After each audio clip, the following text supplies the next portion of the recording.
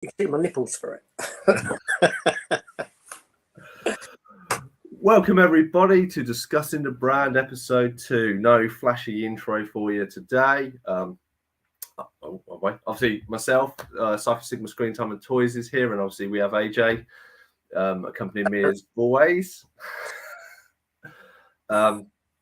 Yeah, and obviously if you're new to the channel, new to this format, what we do is basically we take a brand, which in this case is Ghostbusters, as you can kind of see to the right. And we're going to talk about the comics, the films, the toys. Oh, yeah, and there you go, the Stay Puft. There we go. Yeah. And we talk over everything and anything. We'll discuss a bit between ourselves, and then we'll obviously, if you're watching this, obviously please do put questions. We do always kind of keep it open for what the subject is. So obviously if there's something you want us to talk about next time, please do put it in the comments, and then we will talk about it at hopefully maybe the next episode, maybe the next one afterwards, who knows. Cool. So we shall get started. And I know AJ normally prepares loads of questions for me. Have you got any, or? Do I?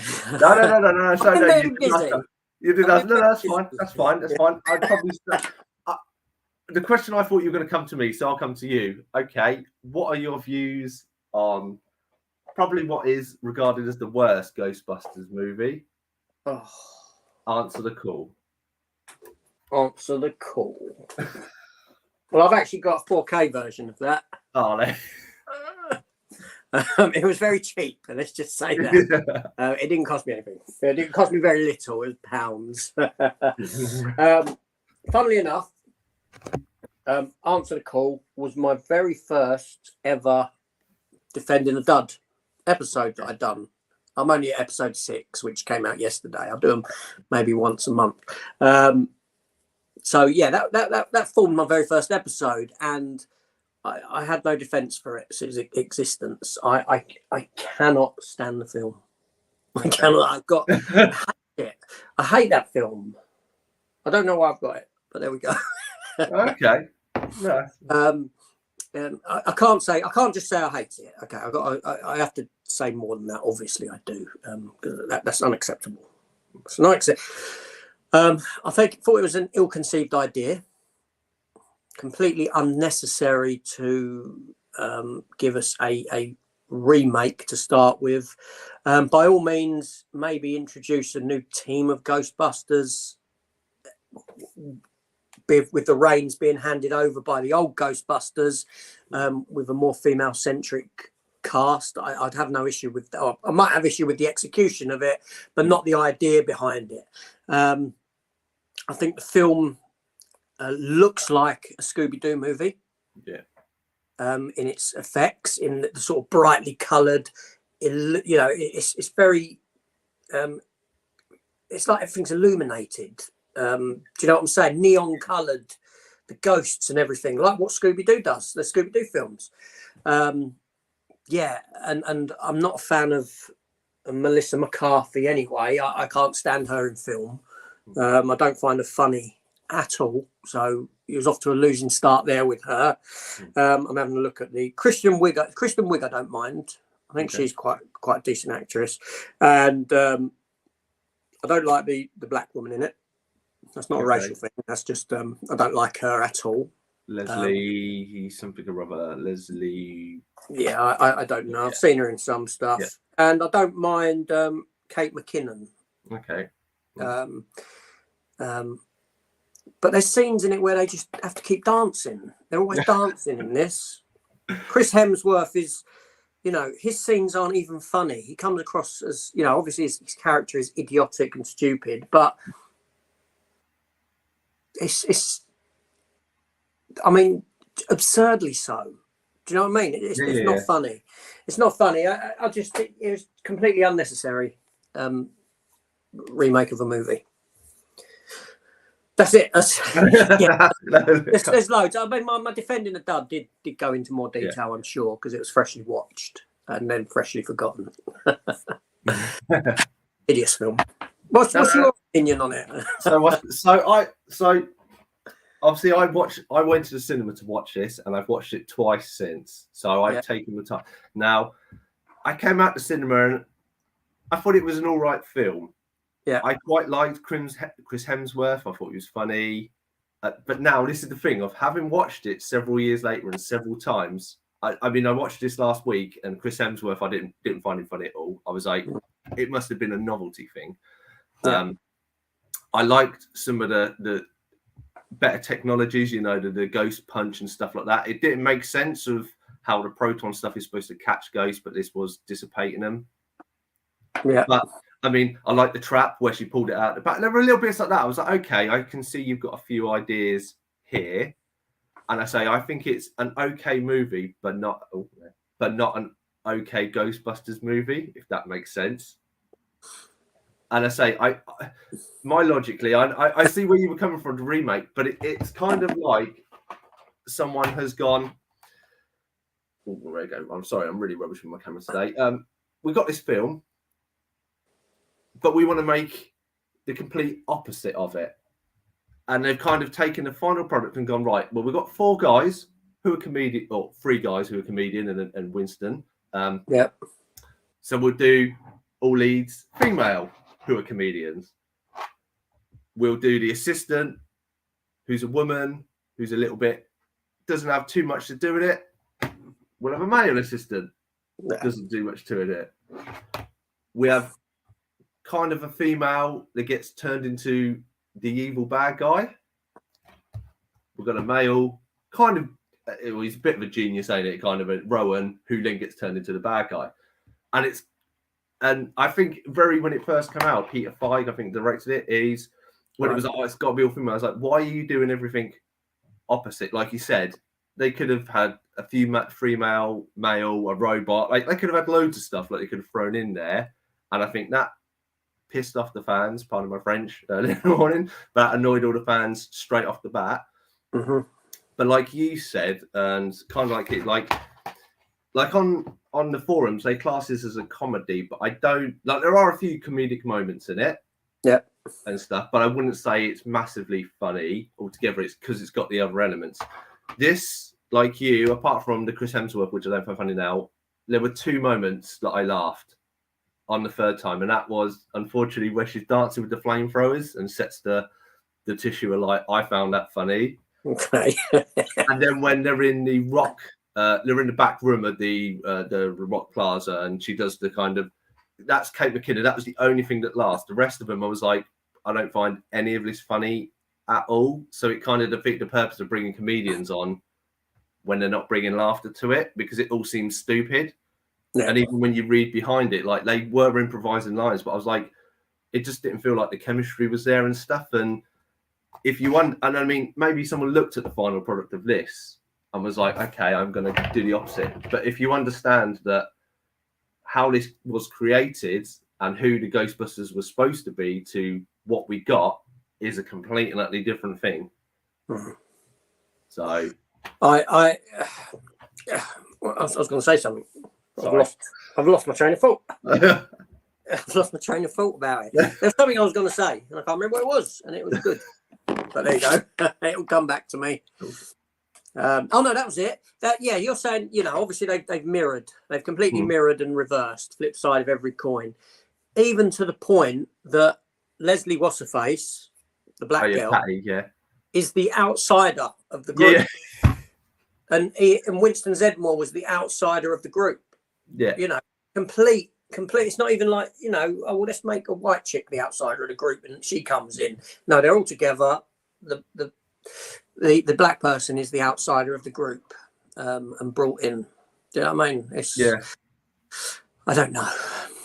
Yeah, I say. Well, I mean, I think it helped Afterlife because obviously, like with Schneider, you see what someone tries to do a movie, sees what they do wrong, goes what the fans want, and then they make a better movie. So yeah, there is that. That's a positive from it. Yeah, no, probably wouldn't have got Afterlife as we know it. No, Ghostbusters 3 as we know it, if it weren't for this one.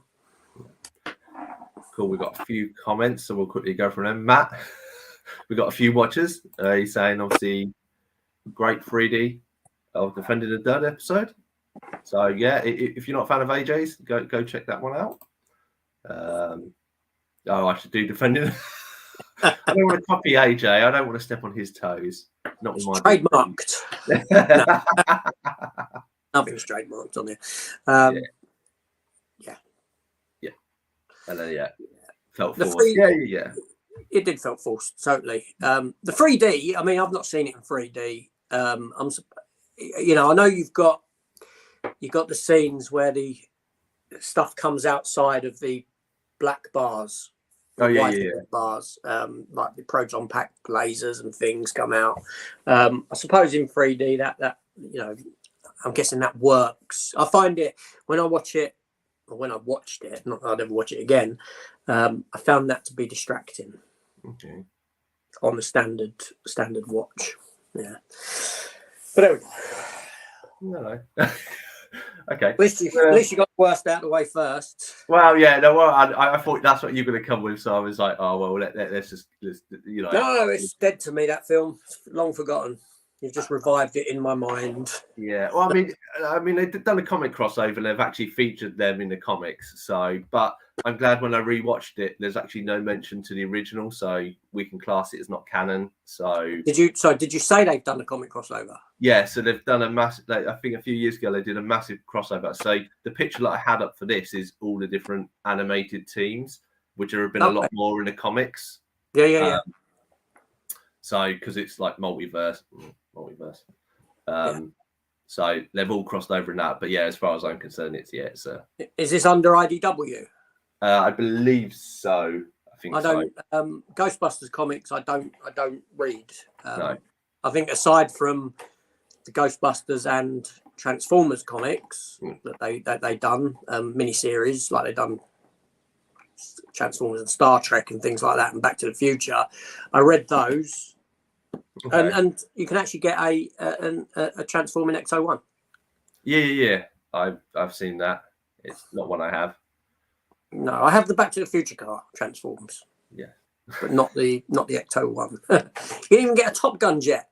Yeah, I know loads. I mean, I haven't got the DeLorean one. I do want, which is called Gigawatt. That's it. Yeah, I haven't got that one.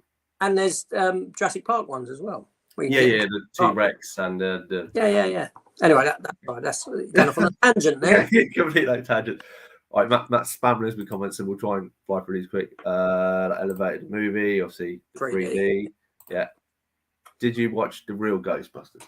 So I'm assuming this. So yes, as the surprise from probably AJ last time, obviously I am old enough to have actually grown up with this. Is that so? How many episodes? Because I've got this set. Oh, this is from Germany. Yeah. Okay. So I've only got season 1. So this is just a UK season 1 release. That's all I've got. Okay, this here contains 140. Sorry. 140, I think it is. And it includes the Slimer, the spin-off Slimer series as well. Slimer series. Yeah. Okay, I've missed that then on my research. Okay, yeah, this was on a. This was a German. Like I said, a German. Okay. It's a nice set, It's because when I was hunting down all my old, favorite animations, a lot of them I had to get from Germany. Okay. You see the chunky set. Yeah. Oh, that's really good. And a thick book in there as well with all the. Oh, it's in German with all the episodes, but yeah. So the Slimer series came after, as I believe. Okay. And I think they were shorter cartoons. Okay, I must have missed out my research then. I've never got to the Slimer stuff. I've never got to the Oh, that's good then. Yeah. We'll just say it's an alternate universe, and we'll just leave that off the. So obviously I have watched it. I watched it as a kid. Obviously I was only very, very young when watching it. Only toys I have are the reissues that I got at Christmas time. So there we go. So I've obviously got all 4 with the little spinny laser ones. These were notorious for breaking, and so were the little handles and stuff. So that's why I got all 4, and that's the main thing I was after with them. So I do remember collecting them at the time. I had quite a few. I had a load. I would have had the Marshmallow Man then. I'd have had Slimer, and I remember I used to set them up. I had a record player in my bedroom, and I used to set up.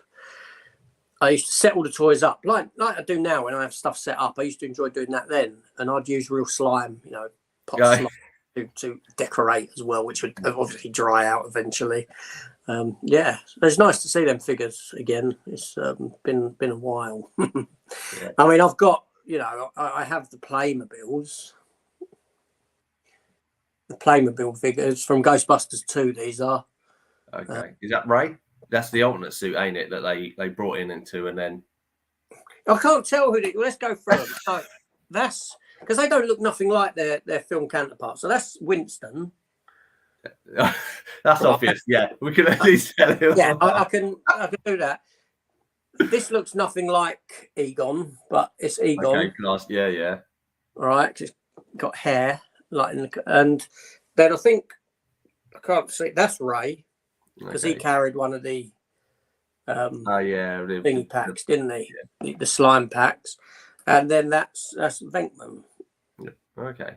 Under Playmobil, they look nothing like like the characters, but I got that because I wanted the Ecto-1 car from Ghostbusters 2, hence why it's got the 2 on it there.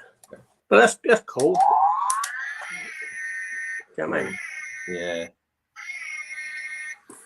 I didn't mind which one I got as long as I didn't get the. I know there's a car for Ghostbusters 1, there's a car for Ghostbusters 2, and you can get the car for the female Ghostbusters. Yeah. That's the one I didn't want, and that was the cheaper option out of them. And then obviously I've got like the Playmobil, which is only small. Marshmallow. Cool. But I used to have, unfortunately, I don't know who made it, bought it probably about 20 odd years ago. I used to have a Marshmallow Man about yay big. Okay. Big, chunky thing. It was quite a rough fill. I don't know what company made it at the time. And I sold it. About 4 years ago. I sold a lot of stuff 4 years ago because I wasn't in the right place up in my head. And I had to decompartmentalize things and physically clearing stuff out was a way of clearing my head out, and I regret a lot of stuff. That being one of them. And I had another thing I regret was I had a BB gun of RoboCop's gun. Okay. Full size black RoboCop's gun that fired plastic ball bearings, BBs, and I sold that as well. Oh well, that's life. What can you do? It's life. So no, I mean, I obviously probably go back to the question. Yeah, I did watch the original Ghostbusters. I don't remember all of it. I remember certain bits of it, but as AJ said, it ran for 140 episodes, so it ran quite a long time. Yeah, it ran for 7 seasons. Yeah, which for a cartoon series back then is a lot because cartoon series are usually made to sell toys. Yeah. So you find that they don't run too long because the toy sales wane off and the kids are on to the next new toys, and the cartoon was then produced to sell the next new toys. So for Ghostbusters to run for 7 seasons was something quite impressive. 140, it was quite impressive really for it. Yeah. No, definitely. I mean, it had obviously the second film was out, I think, around that time as well, wasn't it? So it didn't do as well, but it might have kept the interest of the fans. Well, it probably peaked it again because the show started in 91, didn't it? 86. Yeah. So 91 from 91 was when it ended. Yeah. And the film Ghostbusters 2 would have come out in 89. Yeah. So you would have had that revival in interest to keep it running for that latter few years. Yeah. Okay. Yeah. That's good. I mean, it's I ain't got many other than talk, I suppose. As I'm talking about the toys, obviously I've got a few of the monsters as well at the back. They are original ones from back in the day. Oh yeah. So obviously a few of them have seen better days, but So the priestess, or whatever you want to call her, who made those? These are NECA ones. So this is what they were. So yeah, so I unfortunately I have only one of the demon dogs. I don't have Lewis Tully and the other demon dog because that was like a special set they did. And you got the other girl in the white, haven't you? There, Yeah, the evil one at the end, Zul or whatever. Yeah, they're pretty cool. NECA, you know, I like NECA figures. Except for I think the only complaint was from a lot of people was why Winston's the only one with a proton string. Oh, there you go. He's the only one with proton string. And that's a bit. Okay. There we go. You go then. I mean, Venkman's quite realistic. You can kind of, it's Bill Murray. Yeah. Bill Murray-esque. Yeah. Bit more comic looking though, doesn't he? Yeah. Cool. Back in. There you go.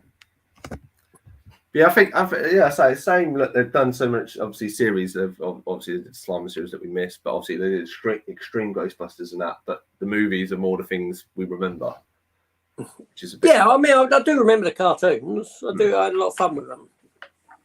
You know, but no, the films are, you know, what most people would remember, aren't they? Yeah. But obviously, you know, the cartoon did utilise the Ray Parker Jr. song in its opening. I mean, I suppose we could, you know, I don't know if many people know the reason why it was called the Real Ghostbusters. Yeah. Rather than Ghostbusters. Yes, because of that. Yeah. That one. But obviously, this had a film that preceded it. A live action film, yeah, obviously you know all about that. Mm-hmm. I mean, I don't know if you've seen. There's a series called as I'm throwing stuff everywhere, The Toys That Made Us. I don't know. It's quite interesting. It's on Netflix.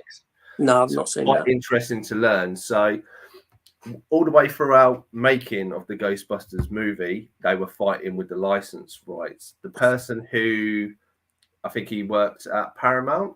I want to say Paramount, the studios that made them. He gave the reins to Ivan Reitman and said, like, you know, do what you want. And he was working with the rights all the way throughout it. So they were making Ghostbusters. They obviously were filming alternate scenes. And then they got to a point when this is too timely. We ain't got enough time.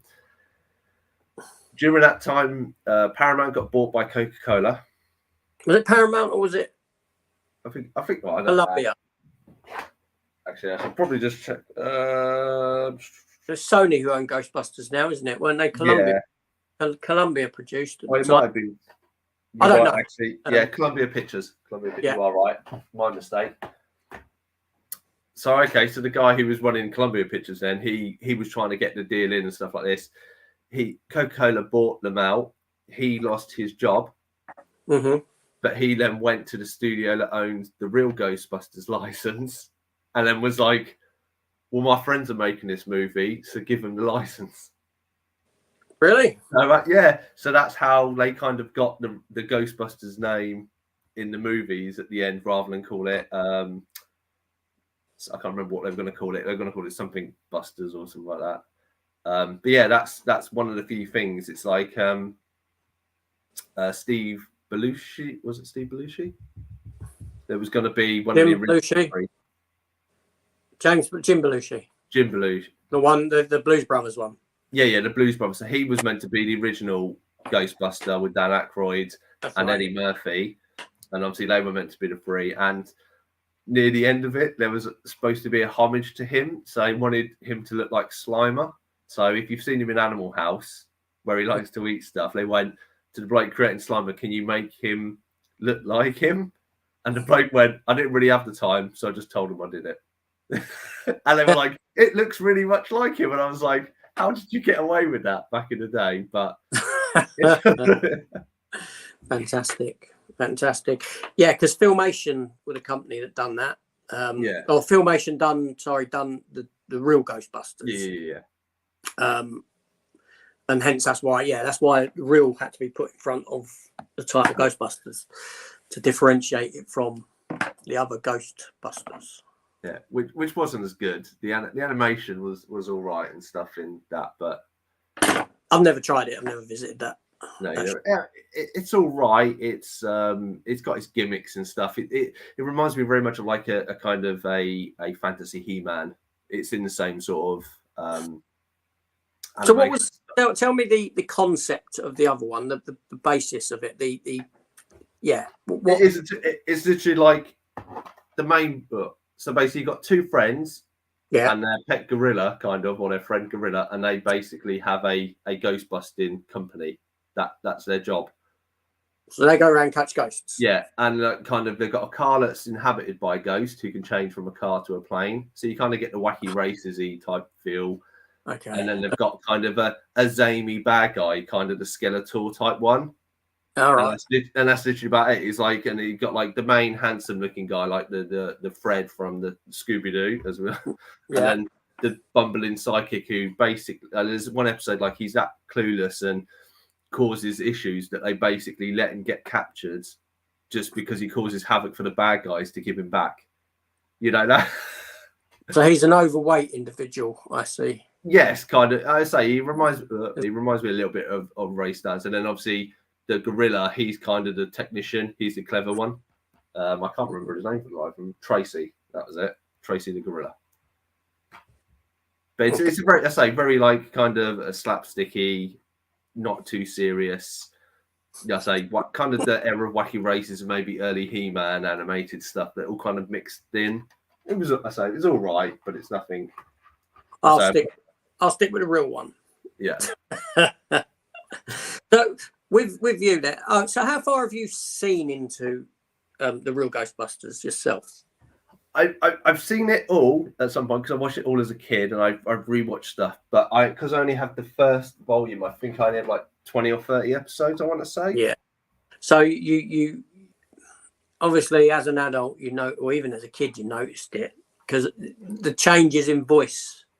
Oh yeah.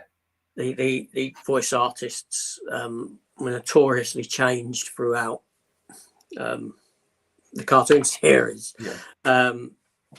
Venkman had two voice artists, I think season 1 and 2, and then it moves to someone else for the remainder. Egon Spengler stayed the same all the way through. Yeah. And Ray Stantz did, because he was actually voiced by Frank Welker. Yeah. Megatron. Yeah, that's it, Megatron. And he also voiced Slimer and Stay Puft as well as some other voices within it, I believe. I think Egon had a couple of voice changes, and what's her name? Janine, I think probably had about 4 or 5 voice changes throughout, as I recall. Yeah. And then obviously, they changed the voice for Extreme Ghostbusters as well, but the others, all the remaining actors did get to include their voices, which was quite good for that one. But that's quite an annoying. When rewatching now, that becomes quite noticeable. And No. I want to say that when they made the series, the Winston Zedmore's Ernie Hudson actually auditioned for it, and they didn't give him the role of Winston. I think I've heard that. I want to say for some reason, I want to say that he said like they didn't think he made a convincing enough Winston when he was actually the live action version of him, but I imagine it's money and stuff, ain't it? Because obviously Ernie Hudson had done, I think, a lot of TV before Ghostbusters was his first kind of proper film, I think. Yeah. But he got a few roles here. He's done all right for himself, I think. Yeah, I mean he's in the new Quantum Leap, isn't he? I haven't seen it. No. He's one of the leads of it. He's like he runs the head Quantum Leap headquarters. Oh. He's the main guy there. But he's also playing is in Quantum Leap when Sam Beckett leapt into Vietnam. Yeah. Into the black guy in Vietnam, he's actually that character. Okay. Who has memories of his body being taken over, essentially. Yeah. Anyway, just a little side again about Ernie Hudson. Yeah. Oh, that's all good. These Congo as well. Yeah. Yeah.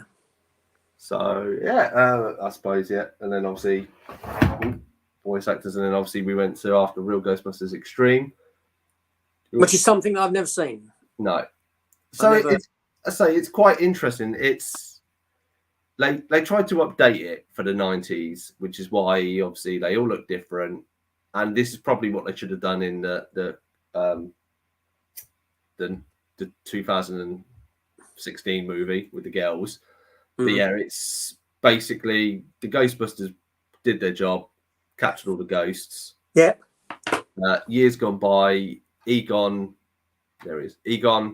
works as a college professor and runs a course for ghosts, and these are his 4 students.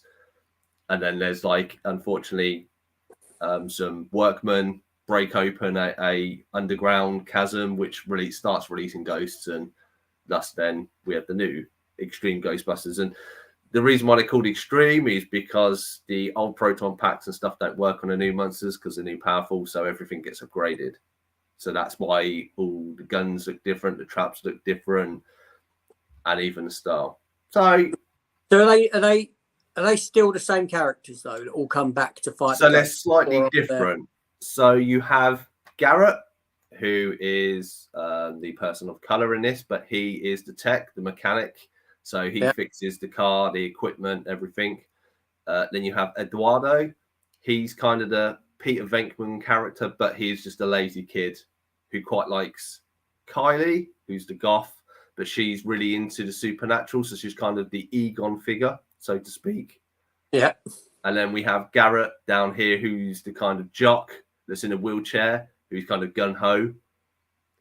So they have elements of them, but they do kind of crisscross each other a little bit. Like, because obviously, I say Eduardo's like Peter, but not as showman. He sits in the background and gets the mick taken out of him a lot. Whereas I don't think Peter was as that bad. He was more front and center, like the playboy, I'll get the lady and stuff. And obviously then, and Slimer. So this went for a few incarnations. It was supposed to be Janine, who was the college professor, and then it was swapped to Egon. These people were changed. Garrett was going to be a woman at one point, but it was just to basically, you got the goth, the jock, but he's handicapped and all this stuff, and to feature all the different areas, so to speak, of 90s, which they did. I mean, they all kind of mixed in with each other. Well, at least it was progressive back then, having a handicapped individual in it. It was, so it was quite good. I mean, this only shows like the first 13 episodes. They did, I want to say 40. I watched, and then this basically ends with the real Ghostbusters joining them for Egon's 40th birthday, and then they kind of have a big team up over a 2-episode thing. Oh, all right. So cool. It was meant to be passing the torch, but it kind of ended the series, so it was a kind of nice farewell, so to speak. Oh, so that's not on that disc set you got there? So this is only 13. This is the only thing that was released in the UK, the 13. The other 2 bits are whenever released in the UK. So I think you can get them on foreign DVDs, but I didn't have enough time to go out buy them. But they're on, most of it's on YouTube, so. Yeah. Like still pain though, isn't it? Yeah, it is a pain. As you say, you kind of want a big pack like yours, but with all the other stuff in it. Yes. Yeah, that'd be good. So, the films. Should we talk about the films? Yeah. They're going to be the big talking points. So well, I did see that you did have this. I did see you had these figures when you showed me a thing. You got them, didn't you? From the new one. Yeah. The out of the packet. The mini puffs. Yeah. I don't have that problem. I can't bring. I did open this. I did actually open it for an opening episode when I took a look at them, but I put them back in the back. I'm not one for opening. Although I did open that Supergirl and that Batman that I'd done the video for. Yeah. Yeah.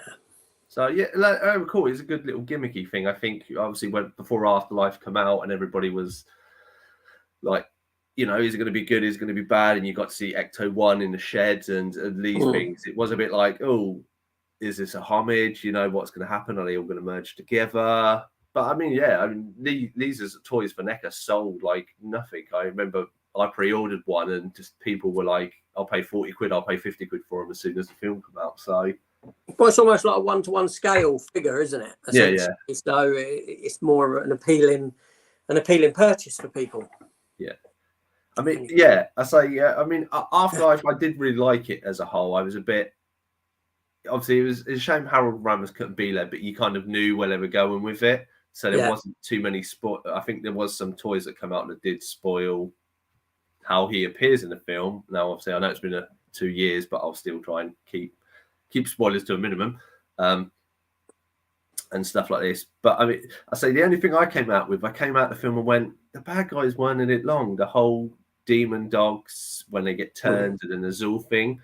But then I rewatched one after seeing Afterlife, and it's actually about the same screen time as the original. Yeah, you don't kind of realise that obviously it's all more build up and world building, so to speak. Yeah, see, I thought Afterlife was really good. From a technical point of view, coming out of 2016, like what I said, it was very CGI heavy. It was neon coloured Scooby-Doo nonsense. To go into this film that was aesthetically looked grittier. A lot of it felt real world. It felt in camera. Yeah. Obviously not the special effects scenes, but the film wasn't littered with too many special effects scenes until you got to the latter part of the film, more so. So it felt more akin to the first Ghostbusters in that sense. And I enjoyed that element about it, that it didn't solely rely on CGI heavy nonsense. It does hit the same beats as the original Ghostbusters all the way through, essentially, in that, you know, the first ghost that they encounter is a Slimer, essentially, and just a different variation of Slimer. You had to have the demon dogs in it again, and the return of Zool and that, and even the return of the Marshmallow Man. So it hits all these same beats. It does everything similar. But I can let it go for that. I can let go of that. I think it was a good film. Yeah. No. I actually have the I have the 4K steelbook for it, which was released at the time, and no, I thoroughly enjoyed it. Yeah, for me it worked. No. Yeah, I totally agree. I think maybe the 2016 helped it by learning not what to do. It was nice that it was done by Reitman and his son, and obviously we didn't know that Reitman obviously would then pass not too long after the film, which is a bit of a shame. Yeah. And that I've watched a few bits behind the scenes. It's quite interesting. Like his son took more of a kind of forward stance because obviously he was directing it anyway, and his dad was there just to like sprinkle in a little bit of information. So it's quite interesting where they go in the next one, because obviously his dad's not around, so it's his ideas and stuff, and he might not bounce ideas off his dad anymore now because he can't. See, this is the interesting part for me about that film, right? Because it feels like a one and done. There's no reason for me. I don't see no real narrative reason for these kids to continue and set up their own Ghostbusters franchise. This is the from a narrative perspective, setting up their own little Ghostbusters franchise. And then also with the end scene with Winston entering into the firehouse, which implies we're going to reopen. I'm going to reopen the Ghostbusters. I wouldn't be. It would feel odd to me if all of a sudden we then got a film where the youngsters are working with Winston, setting up a new Ghostbusters. It would make more sense for me for it being a brand new team of people. Okay. I'll be honest. I don't know what your thoughts are on that. I thought similar, but I thought anyway. So I mean, obviously, it was nice the after scene credits. Obviously, where we got to see the deleted scene with the coin with Egon and Janine. I thought that was quite nice as a homage, and obviously, it led on to Ernie. I kind of felt like, he will reopen the firehouse, but it's in preparation for something that's coming. And I think kind of like Extreme Ghostbusters, maybe Egon's granddaughter works there, helps with the technology because she's the whiz kid. She builds it, and it's down to an event happening, and then they bring in new recruits or something. Because I say they're all, I mean, the recruits only, or the people that were in this one, they're only from this one town because that's where it was based, and they're all on vacation. So I would assume that they would move at some point and being in school. And that's the thing. I think you can't go like every summer holiday, these kids go and fight ghosts, because ghosts don't work like that. How do they work? Yeah. I mean, they don't have a timetable. You know what I mean? It's like, so it's No, like that. Like, yeah. But I mean, I suppose it depends where they see the franchise going. I mean, is this going to be a rolling set of new films? Are they going to maybe something happens in the next one to set up a further film, and maybe giving it enough time? Obviously, the kids that were originally in Afterlife would be quite old, because I think I'm trying to think, the guy from Stranger Things, he's almost 20 now, but still quite skinny. And I think the girl's a teenager now, which doesn't, when I've seen a picture of what she looks like normally compared to what she looked like, because he blows me away. He looks completely different. Really? Well, I suppose they do age quicker. That, you know, changes happen. She's got like really long blonde hair, like makeup and that, not the kind of geeky science kid. Actually, I'll see if I can find it while I'm talking. Go on then. But I think you're kind of right. A new team would be the way to go. I just don't see logically, narratively, how these kids would all still be together doing this. Yeah. I can understand the Egon side of it and his granddaughter and that. I get that. But, you know, not so much the other kids involved.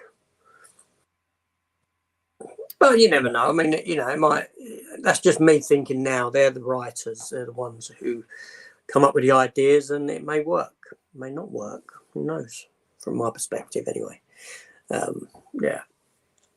No, I mean, because they kind of featured Zuul, I'm like, well, where do they go? Do we get a what's his name from 2? Do we get him now back trying to come in this? Gozer. Is it Gozer? That's it. Yeah. Because he didn't really do a lot in 2. Obviously, he's stuck in a painting. He had some power.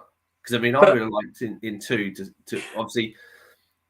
There's slime going underneath the city, but we never really got an explanation of how that actually happens. No, where it came from in the first place. But would you want that from 2? No, I mean, no. Essentially, I mean, let's look at Afterlife. Is very much a remake, sequel, reimagining of the first Ghostbusters film, right? It's a sequel dressed up as it's a remake dressed up as a sequel, right?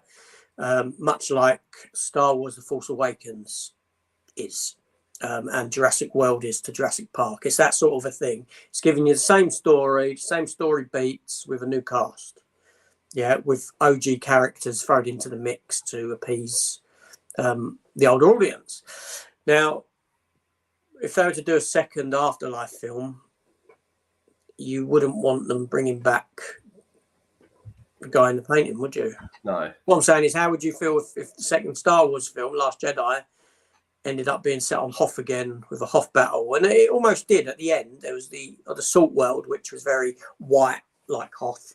But you see what I'm saying? So to do it again would be stepping into that remake territory. Yet again, they've got to go and introduce new. I'm sure they can. It's Ghosts. They can do whatever they want, really. Yeah. I'll say this is what she looks like now. Okay, yeah, well different. I can see it in the eyes. Yeah, you can see it in the eyes, but it's But yeah. They do need a new direction. But what that is, I suppose you'll see. I mean, not hearing much about it.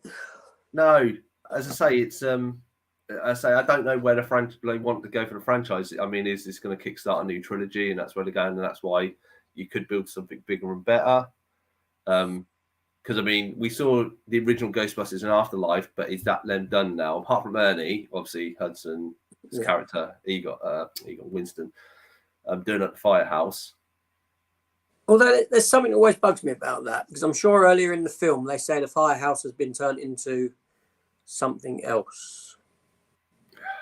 I can't remember. I have watched it. I did not pick up on that. I think the one I spent the most on time focusing is the 2016 one, but I was it was only because it was so blanked out of my memory. I needed to try and focus on stuff. I'm sure in Afterlife they say that, I don't know if it's a pizza place or if it's an eatery. Oh yeah, kind, but it's been set up as something else, and then at the end, Winston goes to it, and it's just derelict. Yeah, that bit always. It's like, was this an afterthought to do this after the film's been made?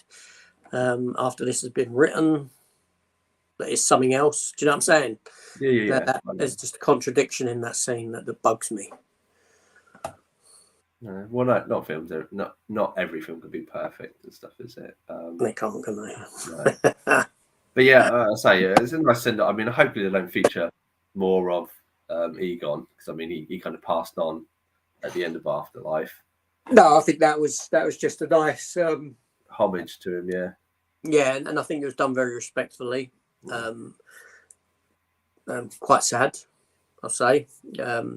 Choked you up a bit. I'm glad he didn't talk as well. I thought that was his character was quite pivotal, but how they got around it without having to use any of his words. I don't know about that, because it stands out to me that he doesn't speak, that nothing is said. Now, obviously, you can't get a voice actor.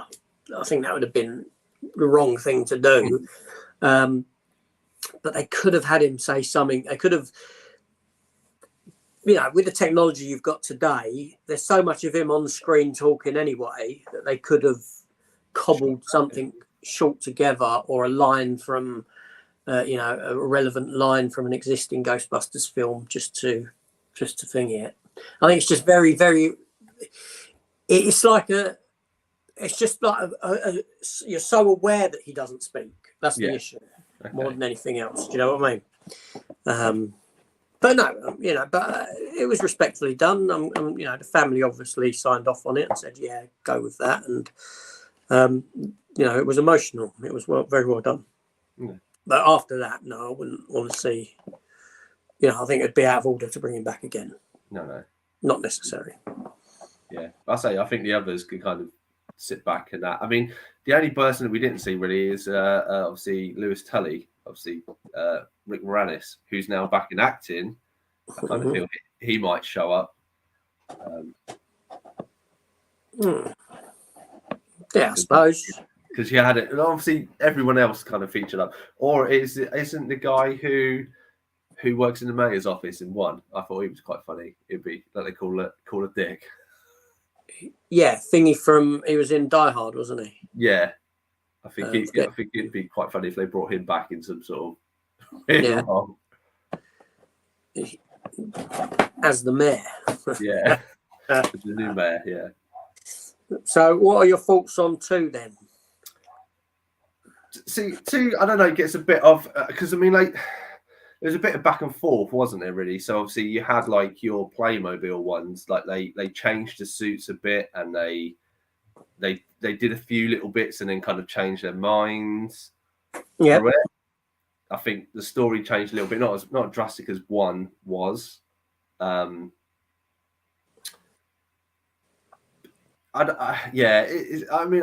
think that it's cheesy with the Statue of Liberty, but I quite like that bit. I just thought I wanted a bit more at the end, because there wasn't really. It was a big, it's a painting and let's blow it up, and that's about it.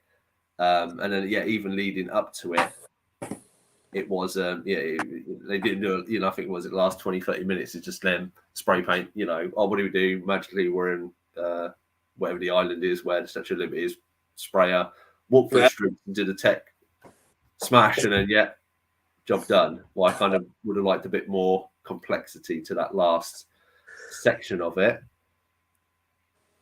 So for me, it's I've always struggled with Ghostbusters 2.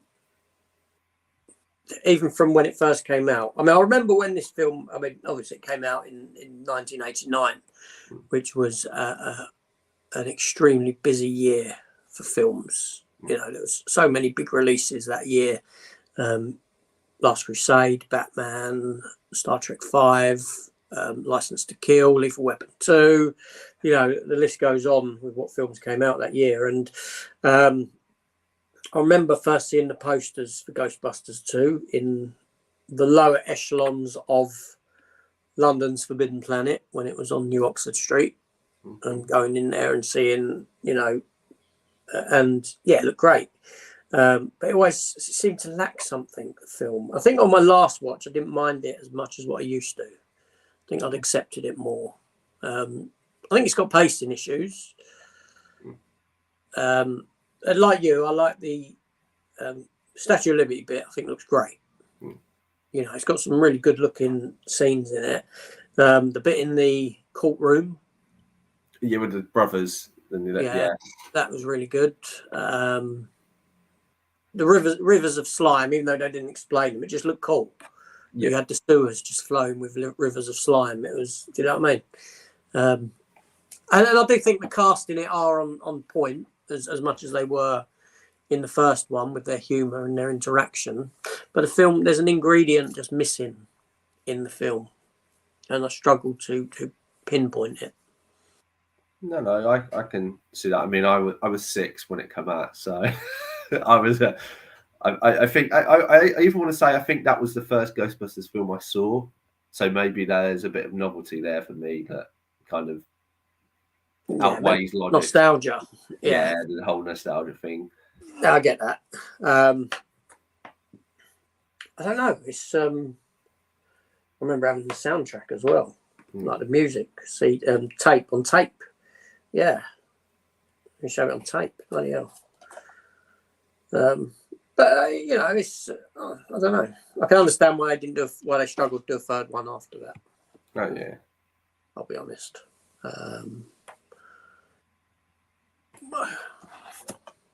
Oh, that's right, because you got Janine in it. Janine's hitting it off with Lois, Tony, isn't she? Yeah. While they're supposed to be looking after the baby, because that was the whole thing. I think like they've said, like the orchestra bloke from 1 is supposedly that kid's father. Oh, okay, yeah. That's supposedly what the rumor has always been, kind of, and that's where obviously Peter wouldn't commit, and that's where she went off, and then obviously it didn't work, and something which I did think it's strange. You went from a classical was she a violinist in 1, and then she's the cello. Cello, that was it. And then and the next thing we know, she's had a baby and she can now restore paintings. I was like, that's a bit of a job change. I never looked at that. I never really. It's a gaudy move. I was like, because she just comes in and is like, yeah, I'm restoring this painting. I'm like, does it take like 20 years or 10 years? Like the amount of time to properly restore a painting, and you've learned the cello. I mean, I don't know. You have Sigourney at college doing classical music one day and then restoring art the other day. So that would have been a very diverse course she was on. I never thought of that. Never considered that part. I have to think about that next time around on my next visit to it. Yeah, I say it was. I mean, because they've not even mentioned that child as well, so it's quite interesting where Oscar, I think it was. Yeah. Where he comes into this afterlife, because you would think that obviously we've had Egon's grandchildren, so to speak. So, do the others have children? Is that maybe where we'll go? We'll see. Like Oscar is what is it? So he's 89, not 20. So what? It'd be mid-30s at least. So probably be old enough to run his own team. Would you want that? Children of them? Do you think that's another avenue? Because when films do that, whenever they do a sort of child takes over, you know, think Indiana Jones and Kingdom of the Crystal Skull. Think Die Hard 5. Bruce Willis with his son. Was it 4? 5. Was it? 5. Oh yeah, because 5 was a jet plane on Timothy Olyphant, wasn't it? No, that's 4. Was that 4? Yes. Yeah, 4 was and 5 was Russia with That's right. Jay Courtney. Yes, that's it. Yeah. So imagine, I mean, it never really works when you introduce this is the child to take over and I hate that. I hate that as a story trope. It really winds me up that the child's just it's lazy. Yeah. It's lazy. People think, oh, that's good. People are going to love that, but they never do. No. For a good reason as well. Nothing like nepotism, is there? No. That was, yeah. No, I mean, yeah, I can see what you're saying. It's like the fan service of bringing them in and having, if you had like obviously with Egon's grandchildren, you had the mention of him, even though he's not there and stuff. But yeah, a new team would probably work better. But then you kind of have a franchise that is technically on film 4 and you're introducing new characters, which I don't think is also hard to get that balance right. But yeah, I mean to go back to where the whole franchise started, and I say, and when I was comparing it to 2016 one, I mean, it's strange how, if my idea was right, that they took the final concept of Ghostbusters 1, and like, if you took on paper what was Ghostbusters 1 and who was going to act, so, or what was it? It was obviously Dan Aykroyd, Belushi, Jim Belushi. And Eddie Murphy, Axel Foley, yeah. Oh, sorry, I've been watching Beverly Hills Cop. That's got Axel Foley on the brain there.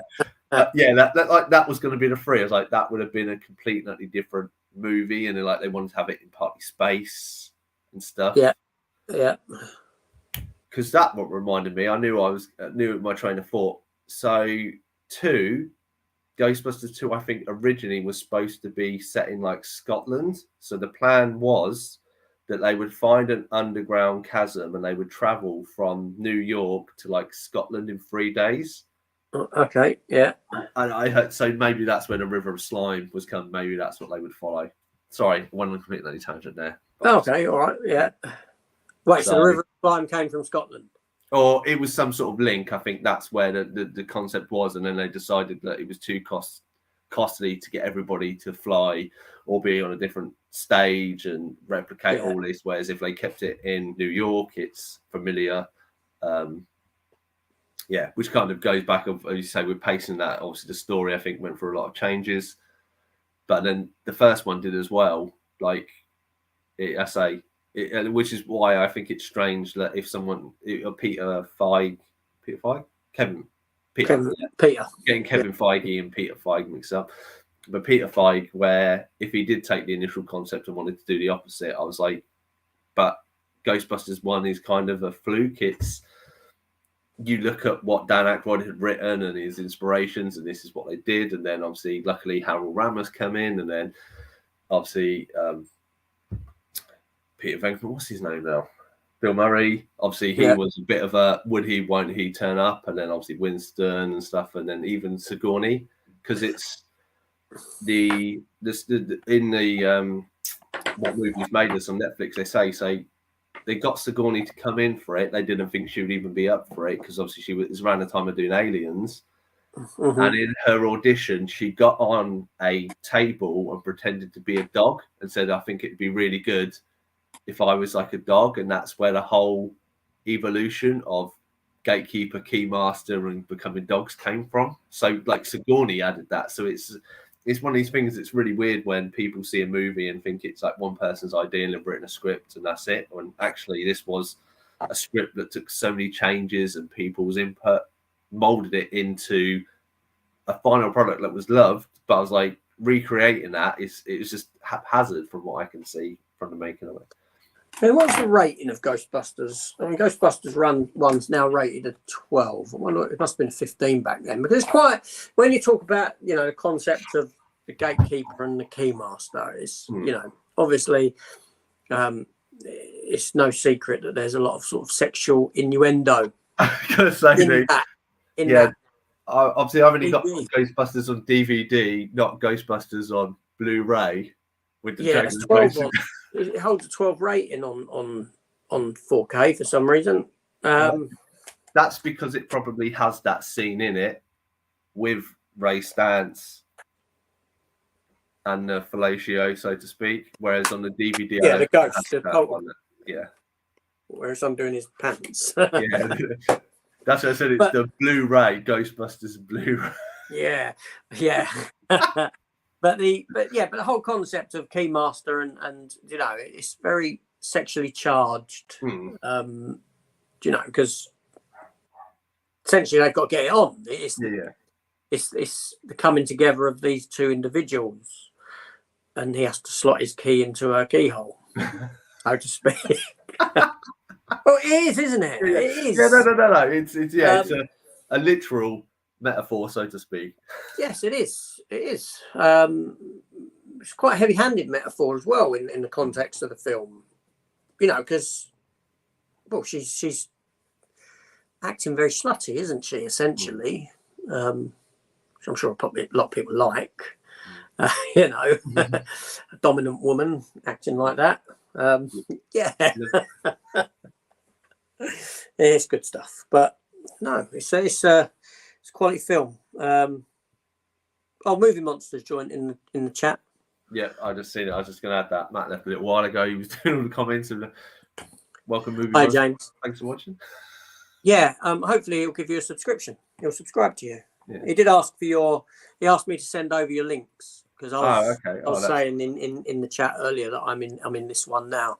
So if you're watching, James, give Chris a sub, and he's not as young as what he looks. I've had an easy life. That's what I get told. I thought he was a lot younger, but he's not. He's actually, you know, hitting the fours. Yeah, 41 this year. There you go. So, you know, because Movie Monster, James is starting. You know, I done. It was really good. I'm just plugging his channel for a minute. That's all right. No, that's fine. He might, you know, if you get a little collab going, he might get you on. But he's starting a series where he maybe once a month where he invites someone on to talk about their 5 favorite films or 5 films. So you go on and you've got 5 films. You don't know what they are that you've brought, and 1, 2, 3, 4, 5, sort of a thing. And I think he's doing Matt next. That's the plan for him, and it's a really good concept for a live, I think, because it opens up a lot of discussion in that you ain't got a clue what films, or you ain't got a clue what films you would present, and obviously those films incite a lot of thought, a lot of memory, and lastly it carries the thing. And that's what I've done yesterday with him, and this morning I reversed it on my channel for James, so it'd be if you had sub to him as well, go over and sub to him. Yeah, I will do. I'll take a look. So I'd be happy to do that. Not that I'm inviting myself in. If you, no, but if you get, he's a nice guy. James is a nice fella. He's a great guy, and well, you're a decent guy yourself. Let's bring this community together. Yeah. He's down in Australia, in Melbourne. Down under. Does his change fill out his pocket? I don't know. He is upside down. I don't know, but. He's not Australian. Like I said, he's actually Turkish. Oh yeah, living in Australia. I have to ask him about how that one came about. Yeah. I don't know if his change falls out his pocket down there. If he's walking upside down, if he falls out his chair when he's sat in it. But no, yeah. So where were we at? Sorry. No, that's all right. We've got to talk about the original film. I don't. Yeah. So with the original one, I don't think I saw it at the cinema. I think I saw it. It would have been on Pirate originally, but my brothers would have got. But at that age, I wouldn't have been aware that it was a pirate. Yeah. In fact, I'd have been at 8. Was it 84? Wasn't it? Yeah, 84. I've been 7. I've been 7. So, I probably sat down with VHS with it indoors. But it was a film I always liked. Obviously, the sexual connotations that I spoke of, I wouldn't have got at that age. I do remember the Ray Stantz scene with the poltergeist ghosts, but again, it would have meant nothing to me at that age. But it was always a good film. Never scared me. I think the beginning bothered me. I think that was the scariest part of the film. So the librarian with the floating books and stuff. Yes. Yeah. Very much reminiscent of like Raiders of the Lost Ark. Kind of effect at the end of that, obviously it would have been, wouldn't it? I think, was it Industrial Light and Magic that done Ghostbusters? It probably was. I want to say it's there. I mean, I say because I've watched quite a few things, but it was amazing, like how, like they didn't use as much CD. It was very rushed. There's a lot of issues and errors and stuff. But even like that, so the books are on wires and they're being moved, and the cards is just somebody with a straw at the back. Yeah, blowing them out. Yeah, it's like, which is like it seems really stupid, but it's like, well, if it works. Yeah, but it looks better than CGI. Yeah. Oh, of course it does. It's I was thinking of what was this? I was thinking the other day of like because I've been watching the Beverly Hills Cop stuff and that. It's just and like Ghostbusters and stuff. Like there's errors there. There's wrong that it doesn't have to be shiny and all brilliant. Because there's little errors and it's gritty and how it's filmed and stuff. It makes it more of a film. Whereas I think today everyone just wants it all nice and polished and all shiny, and that's why they shove so much CG in there. And obviously CG's not all it's cracked up to be because we're so used to it. And yeah, it's problem with CG is it dates quickly. As good as something looks today, I mean, CG is probably there now. It's probably almost top of its game. But especially back in the day when CG first came about, it was outdated within 6 months. It developed more and more to make it look better and better and better. And all of a sudden things are going, are looking not so great. But when you're talking about practical effects, practical effects always, for me, just there's something about them that just look fantastic that I love about practical effects, whether it be, a submarine underwater, whether it be, I mean, even when I can tell, I'm going to go off on a tangent here, but I don't know if you've ever seen the program TV series Space Precinct. Space. With the cops and the aliens Now that program doesn't, you know that what you're looking isn't to scale and isn't made to look to scale to real people. You know that when these crafts are flying, that you're looking at little, and there's something just so wondrous about it. But when it's done on a big budget film and practical effects are, I mean, look at something like Independence Day, right? You have a mixture of practical and CGI in that film.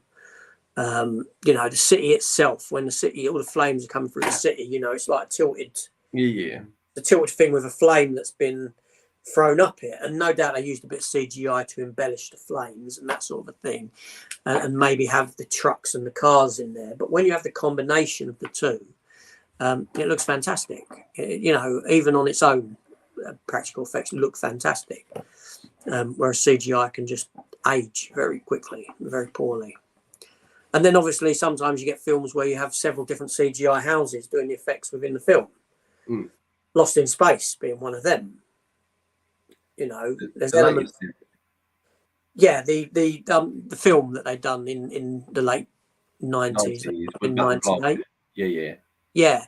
There's elements in that look great when it's model work, and then there's CGI elements like the little monkey thing that just looks really? And the creature at the end that Dr. Smith becomes just looks bad, abysmal. PlayStation 2 kind of graphic effects. But yes, so Ghostbusters, I don't mind the imperfections or the little flaws in something like that. It makes a film what it is.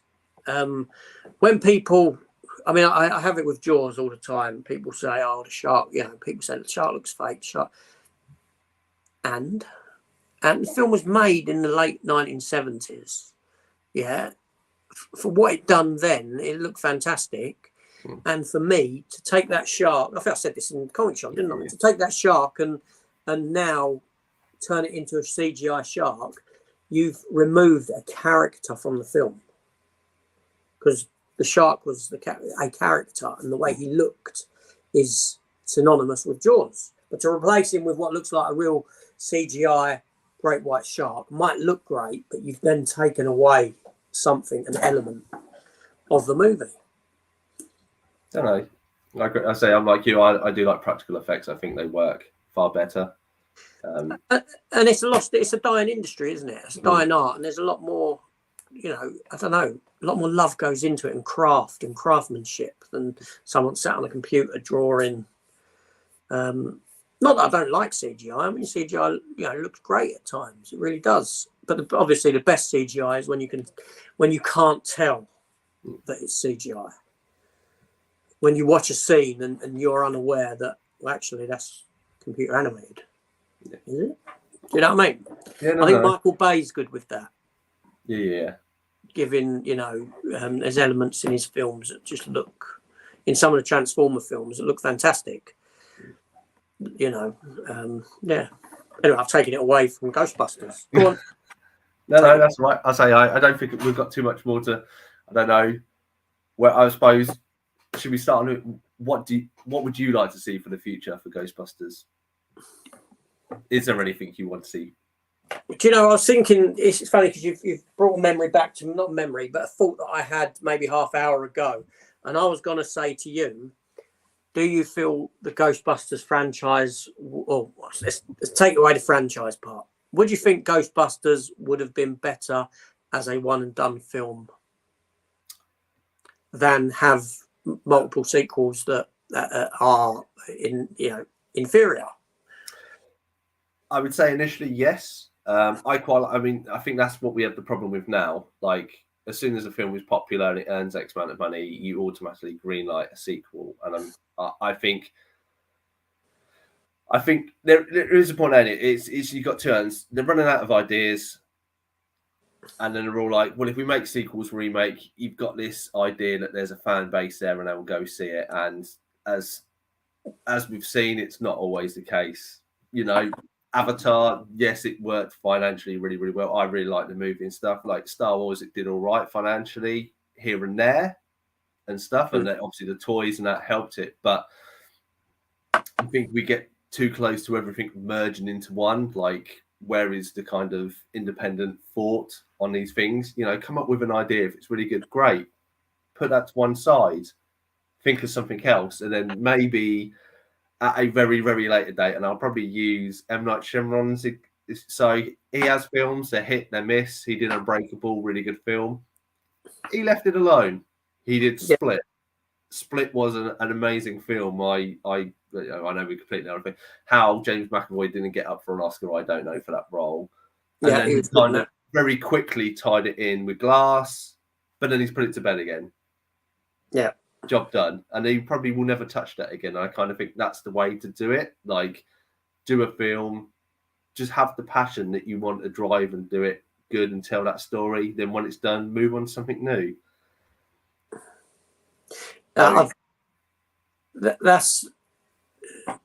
all well and said when you're talking about a filmmaker, rather than because M. Night Shyamalan's got enough clout. Okay, I know a lot of his films of recent are crap, right? They are, but he's got enough clout from his earlier films that he can pretty much make or get greenlit any film that he comes up with an idea for. Someone will put up the money. Same with someone like Christopher Nolan. But there's not many filmmakers in that sense. And Ghostbusters, I see to be a sort of film series that's more studio led. Okay, yeah. The studio don't care. The only reason they got Ivan Reitman's son to direct Afterlife was to appease fans. Yeah. More than anything else, to have that connection to the first film, to have that, that sort of gravitas about it. Whereas I believe that Sony wouldn't give a toss if they just said, all right, we're greenlighting another Ghostbusters film and we're hiring Matey, who's an advert director, to direct it. See what I mean? Yeah. So I think that kind of comes into play in that essence. It's all right when, like, with Shyamalan, but even with Shyamalan, he encountered problems with, with Split and with Glass because of the people ain't prepared to give him the budget Yeah. that he needs to do justice to these movies. Hence why Glass was very bottle set film in a mental asylum. No one would have thought that would have been the end of him bringing these characters back. That would have been the end of it. That all of a sudden you get Sam Jackson back, you get Bruce Willis, you got Thingy from Split. Surely, even in your mind, you would have thought this would have been bigger concept than what we actually finished up with. Yeah. You know, Bruce Willis's character dying in a puddle. Mm. Do you know what I mean? Yeah, no. It was all very anticlimactic end to, you know, it was built up at the end of Split, which was a great film. Then it's built up at the end with that Bruce Willis reveal, and oh my God, this is in the same universe. These characters are coming back, and then you're given this third chapter, which, okay, it's nice to close it out and get that, but I'm pretty sure that if Shyamalan did do these earlier on to Unbreakable, these are probably not what you'd have got. Yeah. Do you know what I mean? No. He probably saw the connection. He probably had Split as an idea, then saw the possibility of, you know, well, actually with a few jigs, we can make this part of that universe. And because it would work, it would fit. And then throw out Glass and upset everyone. Which it did, didn't it? Yeah, it did. Yeah, so you're right. I mean, I like to just, it tightened it all up. I know it wasn't the best ending, but it was just nice to put it to bed. It's nice to get a conclusion and the not. But, you know, Ghostbusters is a sort of franchise that can just continue and roll in without an end. You know what I'm saying? Yeah. No, you're right. I mean, I say, well, it shows, don't it? They released a dud in 2016, and with under 5 years, we've got another Ghostbusters movie. Normally, if that was anything else, that wouldn't normally happen. So, no, that's right. Or maybe Spider-Man, but they like to refry a new one of them every few years. So they do, yeah. But my point is, like with Ghostbusters, if you imagine the world, the size of the world, if ghosts exist, surely you'd be them lot that have been franchising this Ghostbusters tech and all that to around the world. Yeah, you know, the UK needs their own, the French need their own version of it. Do you know what I mean? And in that, I'm not giving them ideas because I wouldn't want to see that. But realistically speaking, if it was a real thing, it wouldn't be like, well, ghosts only exist in New York. Yeah. Well, you know, unless you had a story reason for that being that it's just that contained, which just makes no sense. Yeah. You talk about that, it just reminds me of Batman Incorporated, but with Ghostbusters in front. Yes. That is true, though. It's, so me, on the one hand, would Ghostbusters be a series best left alone with one film? Well, I mean, that's not the case anyway, because we are where we're at with it. So to answer your question, what I'd like to see as a continuation, I don't really know.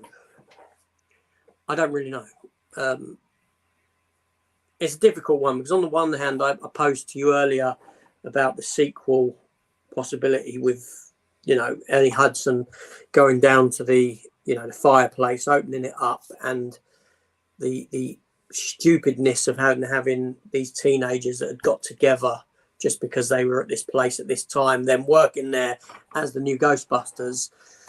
Would that be a better concept than them having a whole new team with, you know, Egon's granddaughter there and that sort of a thing, but new people? I don't know what way I'd like it to go. Okay. On the one hand, I would have no problem if it finished where it did.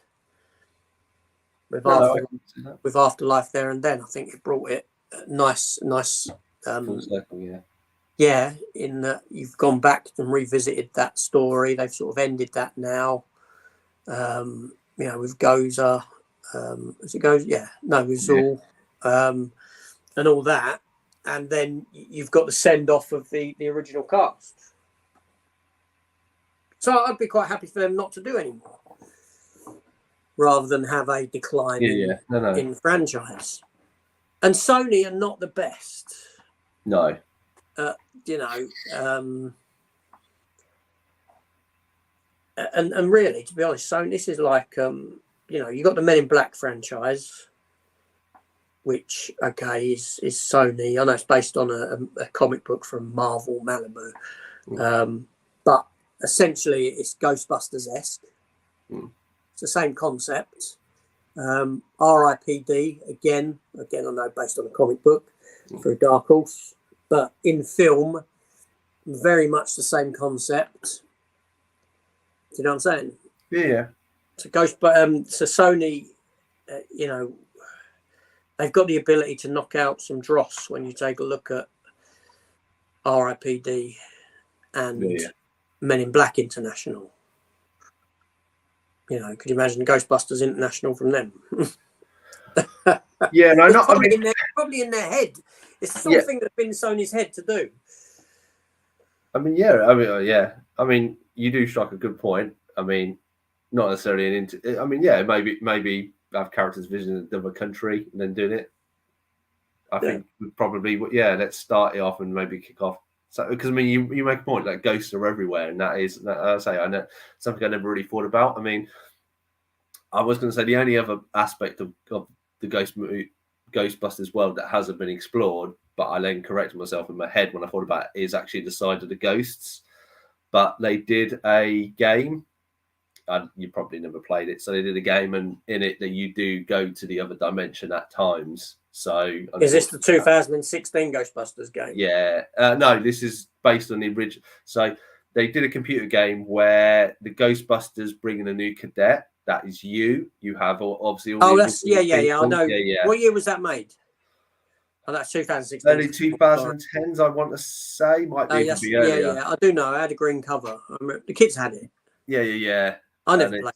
The voice cast came back, didn't they? Yeah. The voice cast back. It featured certain bits from the original one, and so it was a really good game. I played it twice. Yeah, that's right. And you're like it's them showing a new recruit, taking a new recruit through the ropes, and you're that recruit. Yeah. I never played, but I know of it. No, yeah. I mean, near the end, you go into kind of the ghost world a little bit. So I said they do actually have featured that, but I was like, I don't quite know how that would translate to the screen, trying to get the ghost spirits, because obviously some of the ghosts come from somewhere that we don't know about or that we've not seen. But that would be really heavy CG, and I think it kind of reminds me, if it's going to be anything like Quantumania, maybe that's not a good idea. Yeah, I suppose, I don't know, when you say setting it abroad in a different country, I mean, I'm not too up on sort of other countries and their sort of lore on spirits, but I'm assuming that there's where we have our own types, poltergeist and things like this. I'm wondering if some religious or even historic religious societies have their own version of ghosts that we don't know of today, if that makes sense. Do you know what I'm saying? Yeah. Like how your like your other cultures would have different myths and legend monsters. Are there different myths and legends, sort of spirits and ghosts from other cultures? I suppose that could be an interesting exploration and use of, rather than getting your standard ghosts. I'm just throwing a sort of. No. I mean, I do like Mexico, like have Day of the Dead and stuff like this. I don't expect to see where you, but obviously, I kind of think it's. Imagine Buffy is all based around one Hellmouth. If New York has 1 point, which we've seen, there was actually 2 points that what's his name? The one who played JJ Jonah Jameson. He created the building in New York that also created the Temple Mine thing, didn't he? In Afterlife. So I'm like, well, there's obviously people like that in other countries that have other portals. So maybe that's what they need to. Well, that's right. I mean, it's easily done because you just have a story where you lay out the world, the globe as a flat map, like they have with them circular bits, and then these points form a pentagon or something silly like that. You have these points around the planet that, when they're aligned, they form a massive pentagon, and they're all your hellmouths or whatever you want to call them, and different societies, because of their beliefs, have different iterations of whatever comes out. Do you know what I mean? No. That's, I think we're working on a script here. We are, aren't we? Yeah. Well, I'm just throwing out just ideas that are coming into my head. But they're not that clever, the filmmakers. They won't do something like that. No, unfortunately not. I don't know, but there we go. There we go. What can you do? Yeah.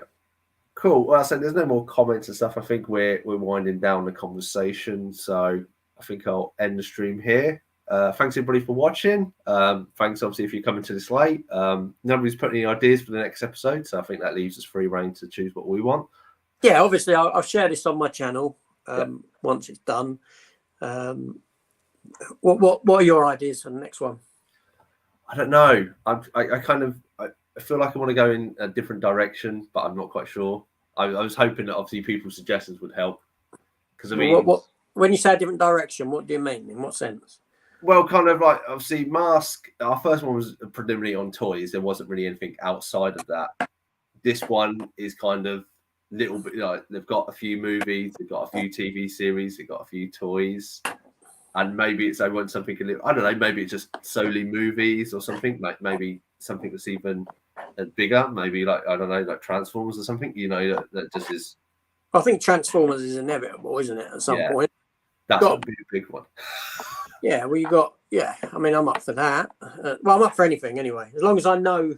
There's no point saying to me, "Oh, John did Dungeons and Dragons." I'll be like, I don't know about it. Saying that, I started watching Dungeons and Dragons the other night. Okay. New film. Yeah. It's all right. I thought. I just couldn't get into it. Yeah, it was all right for what it was. I was saying a few bits of spoil. It wasn't the best Hugh Grant film that he was in.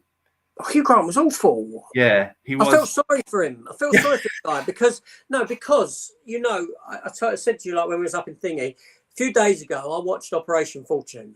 Yeah. Right, from Guy Ritchie, and Hugh Grant gives a magnificent performance in that film, much alike what he does in The Gentleman. Yeah. And then I put on Dungeons and Dragons, and there's Hugh Grant, and I'm thinking, oh, you poor, you know. On the one hand, you've got someone who's got this performance out of you. The last two films I've seen you in, Gentleman and Thingy, and you've got given these performances, and now you're here doing this. I felt sorry for him. He had some really bad interviews around the time of this movie, which I feel he's kind of coming back into it, but he's not getting many roles. And they were probably like, it could be a franchise movie. And he's like, I just need the money, taking it. And, you know, and unfortunately, actors, they're not, everyone doesn't go, I think Michael Caine, ain't it? He did Jaws 4. Was it Jaws? I think it was Jaws 4. And yeah, and people have said, oh, Jaws 4 is a pile of rubbish. And he goes like, but my mum's house that it paid for is amazing. And that he's never seen it. Yeah, he's never watched it, but I've seen it. Never watched it, never seen it. I did a role, got the money. I think Timothy Olyphant did it as well. He got like a summer house out of it, and he even says he did a Hitman, and a lot of people criticised that. And he's like, yeah, but there was a house I wanted. I didn't have the money for it. I did this job. I've now got it. Well, it's work. Yeah. That's what we forget sometimes, that they're not, you know. But saying that, I did see, I watched, I reviewed it this morning, The One Ranger with Thomas Jane, new Thomas Jane movie. Okay. Yeah, I saw that pop up. I haven't watched it. Where he's a Texas Ranger who has to come to London to track down his man. It's set today. But it's like a cowboy, but Texas Ranger in our country doing what he does. John Malkovich is in the film, and I cannot tell you what John Malkovich was doing in his performance in this movie. It was shocking. He was monotone in his performance. Just, I don't know if he was trying to put on an English accent or what, because he's England based within it, his character. So I didn't know if he was trying to put on an English accent and couldn't do it, whether he was just sleepwalking through the role and didn't give a toss. It was just monotone. It was just, delivery was just flat all the way through. I was looking for a bit of up and down in his voice, and it wasn't. It was just like that. Shocking. Well, I want to avoid that. Thomas Jane was good in it, though. Yeah. But yeah, so next one. What should we discuss? Should we decide now, or should we wait and think about it? I say wait. Let's give it a week. Let's see if people respond to the video, put any comments. It says, yeah, if you're watching this, even if it's afterwards, please do comment on it. Anything you'd like us to watch review next time. Let's see, maybe we might get a few curveballs. Otherwise, if not, we can sit down and discuss something ourselves. Yes, absolutely, we can. But yeah, there's plenty out there, isn't there? There's plenty of possibilities. You know, Turtles, Batman. Yeah, whatever. However you want to do it. We'll talk about it. We'll talk about it. Yeah. Perfect. Okay, guys. Thanks everybody for watching. I've been Cypher Sigma. Toys and Screen Time. Please do like. Well, you've come across my channel anyway. Like, subscribe if you want. And obviously AJ's. Please, I'll put a link or I'll put some comments down to him to his channel so you can follow that. I don't think I put it in there. Yeah, we shall see you in the next one. Yes. Take care, all. Thank you. Bye. See you later.